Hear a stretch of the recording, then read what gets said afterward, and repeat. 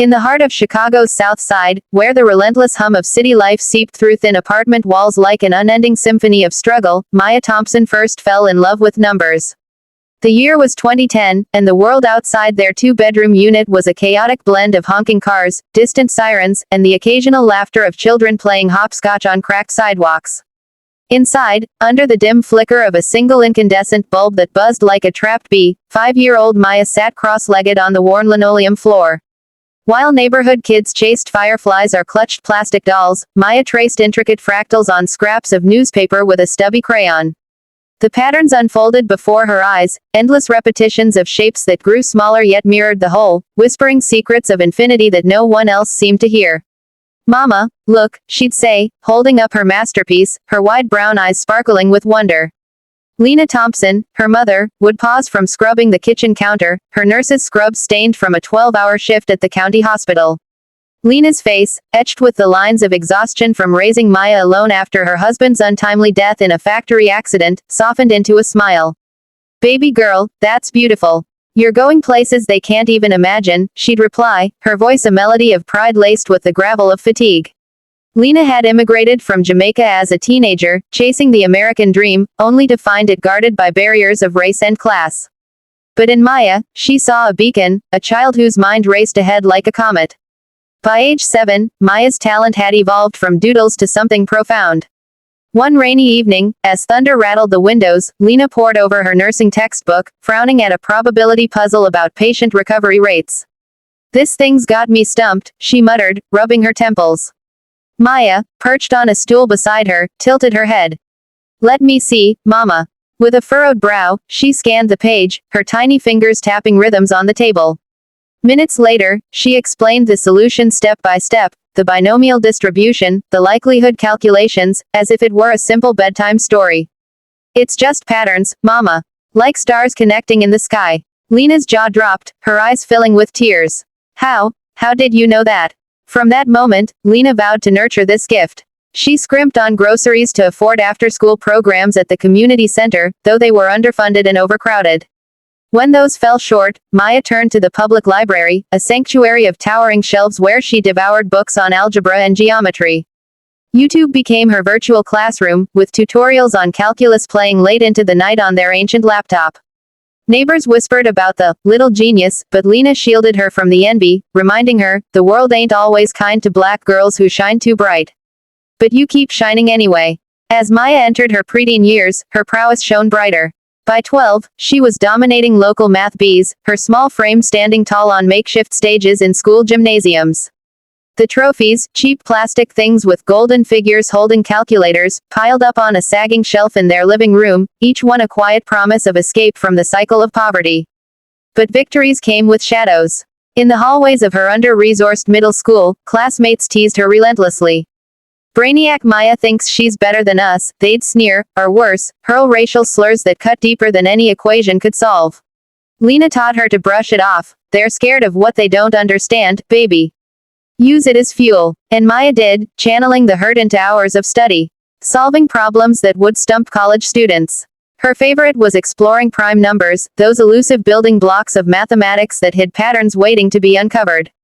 One summer, she even attempted a proof related to the Riemann hypothesis, scribbling notes until her hands cramped. The isolation built resilience, but it also planted seeds of doubt. Would the world ever see beyond her skin color? High school amplified the battlefield. At Lincoln Park High, a sprawling public school where resources were scarce and class sizes ballooned to 40, Maya navigated a minefield of prejudice. Peers slung slurs like casual greetings, nerd, Oreo, or outright epithets that made her stomach churn. Teachers, overworked and underpaid, often overlooked her, assuming her quiet demeanor meant disinterest. But Mr. Jenkins, a black veteran educator with a voice like gravel from years of coaching debate teams, saw through it. He was a towering man in his 60s, with salt and pepper hair and eyes that had witnessed the civil rights marches of his youth.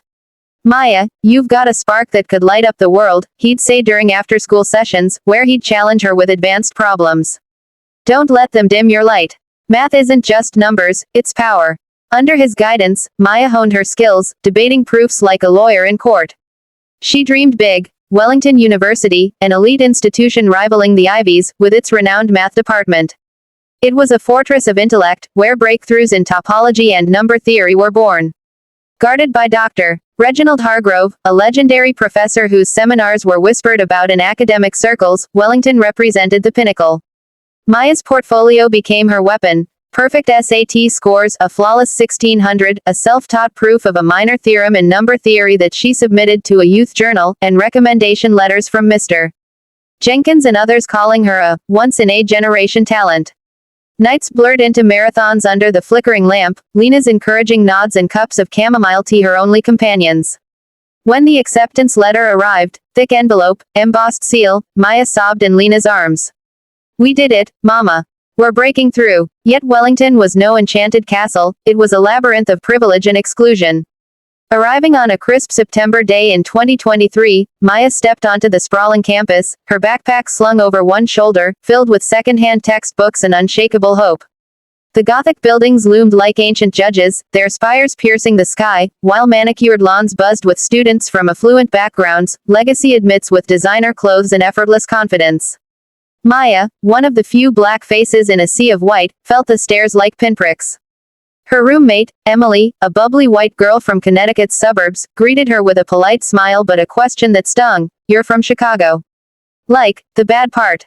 "The hood." Maya forced a laugh, unpacking her thrift store clothes. "South Side, yeah, it's home." She ignored the microaggression, her focus laser sharp on Hargrove's advanced topology seminar.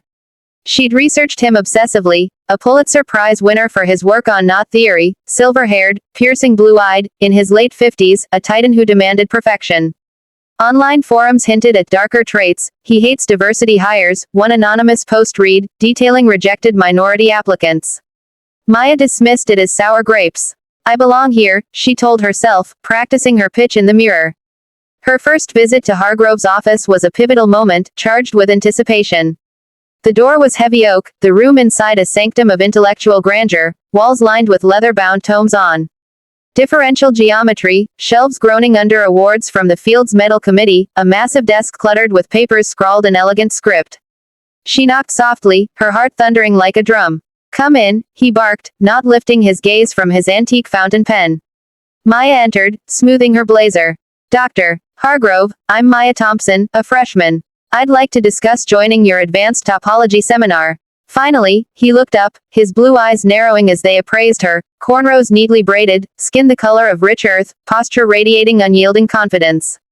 A flicker of disdain crossed his patrician features, vanishing as quickly as it appeared.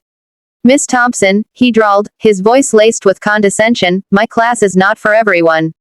It's reserved for those with exceptional preparation, a foundation built on rigorous training." She slid her portfolio across the desk, her hands steady despite the nerves. "I've prepared, sir. Perfect SAT scores, a self-taught proof on prime gaps that I presented at a regional conference," he interrupted with a dismissive wave. "Impressive, for someone from your background.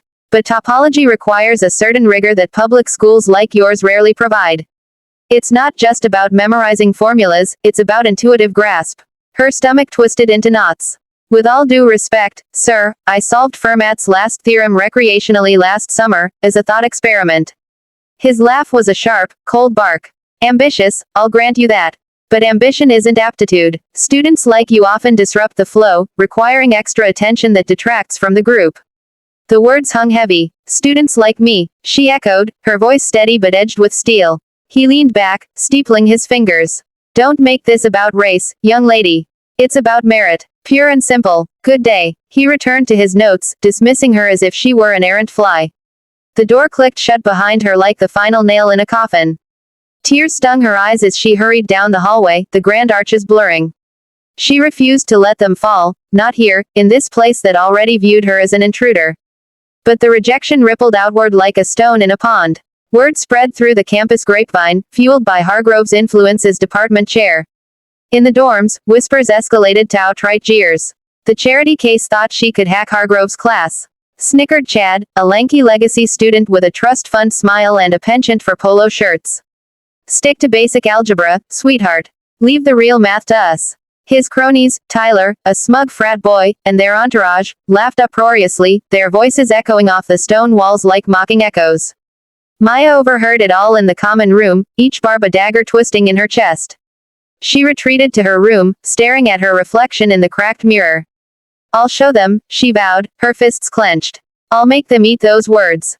The semester unfolded as a relentless gauntlet of isolation and subtle sabotage. Maya excelled in her standard math courses, her assignments returned with perfect scores and professors' notes praising her exceptional insight. But Hargrove's shadow loomed large, his position as chair ensuring his biases permeated the department. Attempts to join math clubs were met with polite but firm rejections. We're full this year, but try again next semester. The debate team, which she eyed as a way to hone her argumentative skills for defending proofs, turned her away with a vague, we need more team players. Maya knew the truth. Hargrove's whispered warnings had poisoned the well.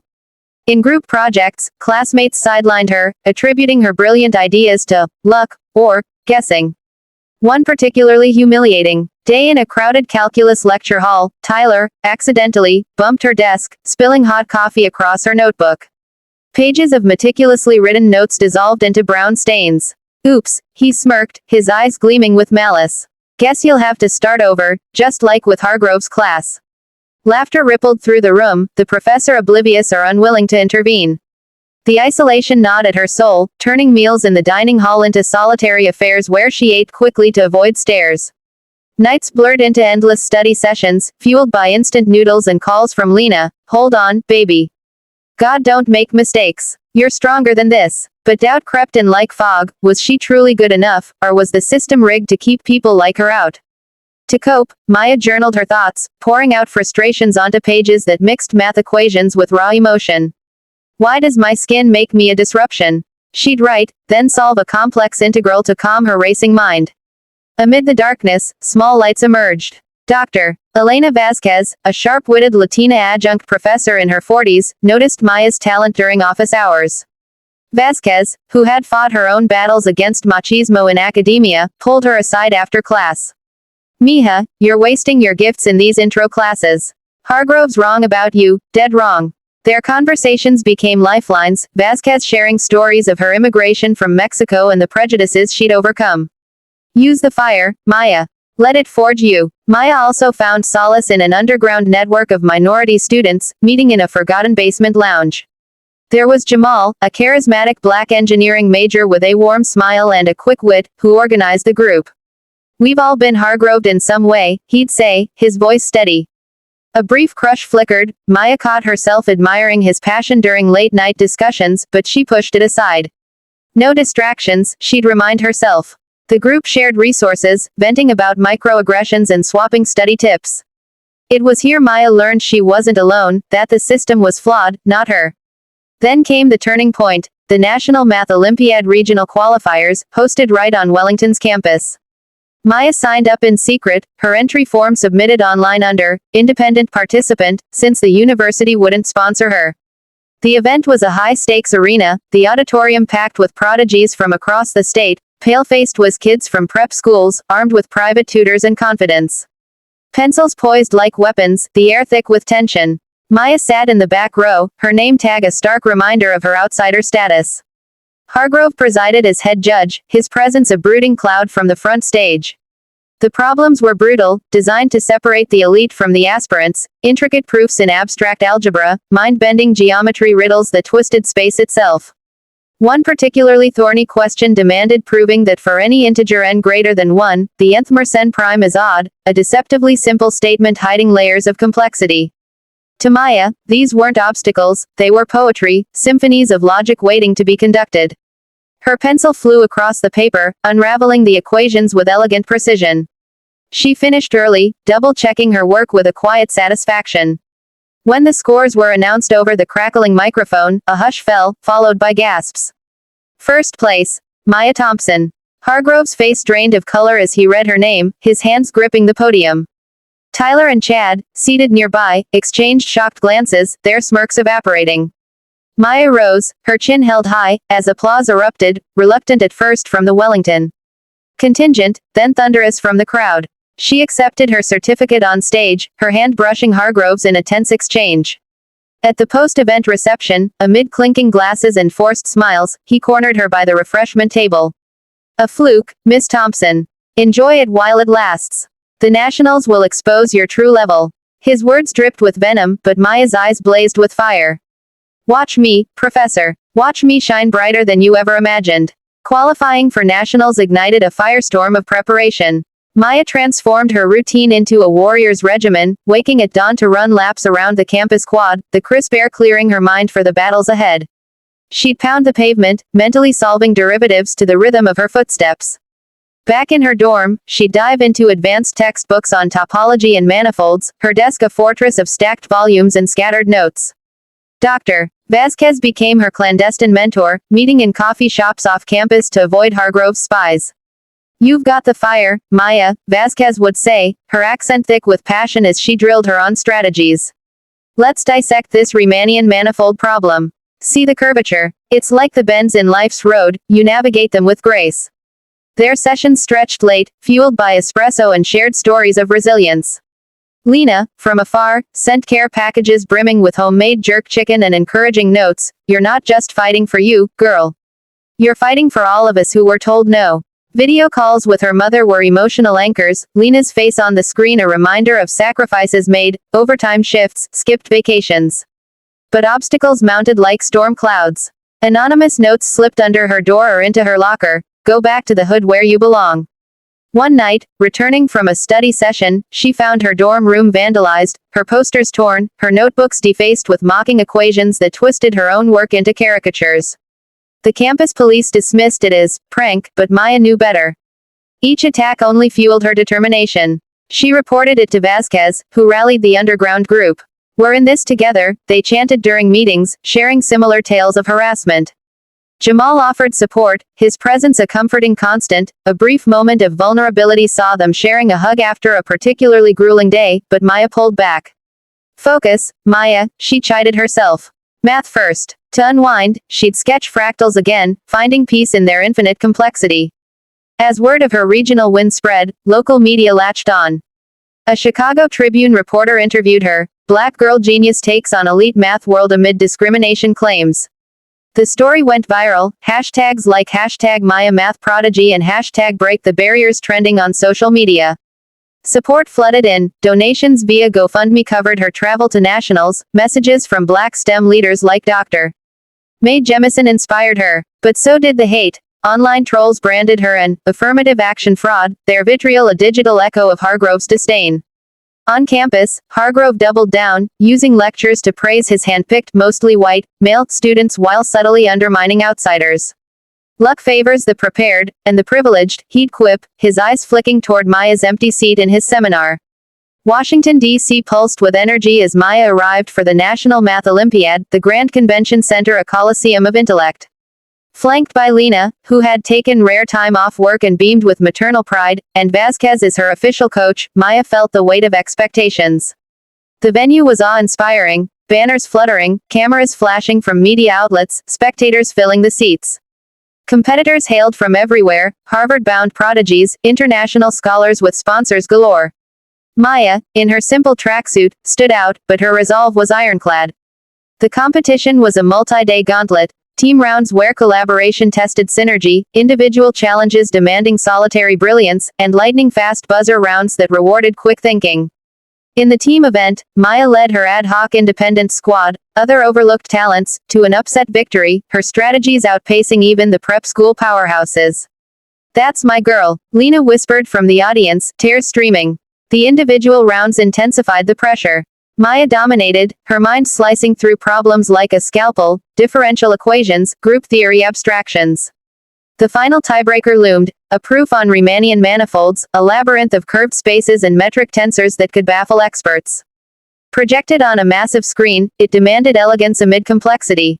Her rival, a smug boy from Yale Prep with a pedigree of tutors, faltered midway, his solution crumbling under scrutiny. Maya stepped to the podium, heart racing but voice steady. Assuming the metric tensor G_ij is positive definite, she began, her words flowing like a river. The geodesic equation follows from the Christoffel symbols, leading to this curvature tensor derivation. She wove the proof with innovative flair, incorporating a shortcut she'd devised during training. The judges deliberated in hushed tones, the room holding its collective breath. Then, the winner of the National Math Olympiad is Maya Thompson. Pandemonium erupted, cheers deafening, flashes blinding, Lena rushing the stage for a tearful embrace. Vasquez pumped her fist. You did it, mija. Maya stood on the podium, gold medal heavy around her neck, the crowd's roar washing over her. In her acceptance speech, broadcast live, she poured out her soul. This medal isn't just mine. It's for my mother, who sacrificed everything to give me a shot. For the professors who doubted me, thank you for the motivation to prove you wrong. And for every kid, especially black and brown kids, told they don't belong, genius isn't born in privilege. It's forged in fire, in the heat of adversity. Keep pushing, we're rewriting the rules. The aftermath was a seismic shift, rippling far beyond the convention center. Maya's story exploded across media landscapes. Front page features in the New York Times: Prodigy overcomes racism to claim math crown, viral videos of her speech amassing millions of views, invitations to TED Talks and White House panels on STEM diversity. Scholarships poured in from tech giants like Google and philanthropists moved by her tale. Back at Wellington, the backlash was swift and fierce. Student protests erupted on the Quad. Fire Hargrove. End academic racism. Signs bore Maya's image, chants echoing through the Gothic halls. An internal investigation, spurred by anonymous tips and Maya's viral story, uncovered a damning pattern. Dozens of minority students rejected from Hargrove's classes without merit-based review, emails revealing his biases in stark terms. We can't afford disruptions from urban experiments. In a tense boardroom hearing, Maya testified, her voice unwavering, drive. Hargrove didn't see my talent, my proofs, my potential. He saw my skin, my background, and decided I didn't fit. But talent doesn't have a color, it's universal. Flanked by lawyers from the NAACP, she presented evidence that sealed his fate. Hargrove resigned in disgrace, issuing a terse statement about misunderstandings, his once sterling legacy reduced to ashes. Whispers in academic circles branded him a relic of outdated prejudices. Maya didn't gloat, vengeance wasn't her style. Instead, she channeled the victory into purpose. With seed funding from her scholarships, she founded the Thompson Foundation for Underrepresented STEM Talent, a nonprofit offering mentorship, workshops, and scholarships to kids from marginalized communities. We're building bridges where there were only walls, she declared at the launch event, held in a Chicago community center not far from her old apartment. Lena stood beside her, proud as ever, while Vasquez joined as a board member. The foundation grew rapidly, partnering with schools to host math camps where young black and brown prodigies could thrive without fear. Maya balanced this with her studies, graduating summa cum laude from Wellington, her thesis on advanced number theory earning accolades. Years later, in 2030, Maya returned to Wellington as a tenured professor, her office now the one Hargrove once occupied, redecorated with vibrant art from black artists and shelves of inclusive texts. Students flocked to her classes, drawn by her reputation as a mentor who saw potential in everyone. One day, after a lecture on fractals, a young black girl approached hesitantly. Professor Thompson, your story, it inspired me to keep going when my teacher said I wasn't math material. Maya's heart swelled. What's your name, sweetie? Aaliyah. Maya knelt to her level. Aaliyah, you are math material. You're everything material. Now go out there and inspire others, just like you did for me today. As the girl skipped away, Maya reflected on her journey, from a cramped apartment to national stages, from rejection to revolution. It wasn't just about math anymore, it was about rewriting the equation of equality, one proof at a time. In a world still rife with bias and barriers, Maya's story screamed a timeless truth: silence never wins. Resilience does. And genius, it shines brightest in the darkest, most unforgiving storms. Thanks for watching.